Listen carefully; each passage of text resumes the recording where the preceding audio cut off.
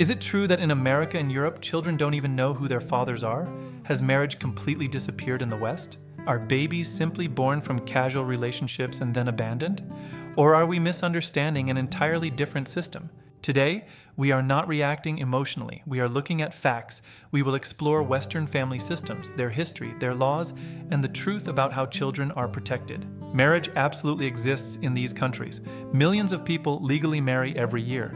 Families live together, mother, father, children, just like in many other parts of the world. The real difference lies in personal freedom. In many Western countries, adults are legally allowed to live together without being married. This is commonly called a live-in relationship or cohabitation. To understand today's system, we must go back to the 1960s, the sexual revolution. During this time, individual freedom became a central value.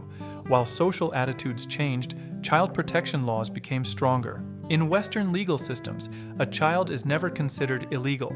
Whether born inside marriage or outside it, the child has equal legal rights. The mother's name is automatically recorded. If a father refuses responsibility, courts can order child support payments. Salary can be deducted automatically. In other words, the legal system does not simply abandon children. At its core, the difference is philosophical. Western societies prioritize individual freedom. Many Eastern societies prioritize family structure and tradition. Understanding this helps us move beyond stereotypes. Marriage exists, families exist, laws exist. But what happens when both parents truly abandon a child? In Part 2, we will explore foster care, adoption systems, and the deeper reality behind abandoned children.